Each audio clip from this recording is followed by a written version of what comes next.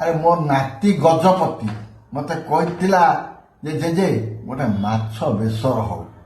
ମୁଁ ଆଜି ମାଛ ଆଣିଥିଲି, ଆମ୍ବୁଲ ପକେଇକିରି ସୋରିଷ ବଟା ଦିଆହେଇକିରି ମାଛ ବେସର ମଧ୍ୟ ହେଇଛି। ଏ ପ୍ରକାର ଗୋଟେ ହେଇଛି, ଆଉ ଗୋଟେ ପ୍ରକାର ମଧ୍ୟ ବେସର କରାଯିବ। ସେଇଟା ହେଇନି। ଆଜି ଏଇଟା କେବଳ ଯୋଉ ଆମ୍ବୁଲ ପଡିକି ସେ ଆମ୍ବୁଲ ପଡିକି ଯୋଉ ବେସରଟା ହବା କଥା ହେଇଛି। ଆର ବେସରଟା ହବ ପୁଣି କହିବି କେମିତି କ'ଣ ହେଇଛି ଏଇଟା। ଗଜପତି କେବଳ ନୁହେଁ, ଗଜପତି ମୋ ନାତି ସିଏ କହିଥିଲା, ଆଉ କେହି ଜଣ ମଧ୍ୟ ମତେ କହିଥିଲେ ଯେ ଜେଜେ ମାଛ ବେସର ଟିକେ ହଉନି। ଆହୁରି ମଧ୍ୟ କେତେ କହିଛନ୍ତି ଚିଲି ଚିକେନ, ରୁଟି, ଅମକ ସମକ ହଜାର ପ୍ରକାର କହିଛନ୍ତି। ମୁଁ ଧୀରେ ଧୀରେ ଧୀରେ ଧୀରେ ଧୀରେ ଧୀରେ ସମସ୍ତଙ୍କ କଥା କରିବିନି ବୋଲି ନାହିଁ, ସବୁ କରିବି।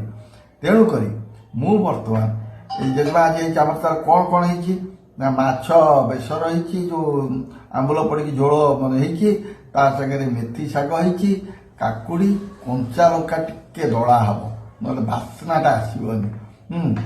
ତେଣୁକରି ମୁଁ ହେଲେ ଭାତ ଖାଉନି, ଆରି ଝୋଳଟା ଆମ୍ବୁଲ ଝୋଳଟା ଖାଇକିରି ଆପଣମାନଙ୍କୁ କହୁଛି କେମିତି କ'ଣ ହେଇଛି। ଲଙ୍କାଟା ଦଳିଦେବା, କଞ୍ଚା ଲଙ୍କାଟା ଦଳିଦେଲେ ତାର ବାସ୍ନାଟା ଗୋଟେ ଅଲଗା ପ୍ରକାର ଆସିବ ନା ଆଉ। ଲଙ୍କାଟା ଦଳିଦେବା। ମୋ ପାଟିରୁ ନାଳ ବାହାରିଲାଣି। ଇଏ ଆମ୍ବୁଲ ଝୋଳ ଦେଇକି ମୋ ପାଟିରୁ ନାଳ ବାହାରିଲାଣି।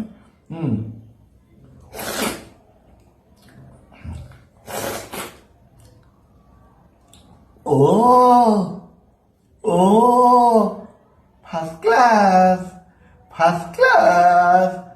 ଆପଣମାନେ ଘରେ କରି ଖାଇବେ, ମତେ କହିବେ।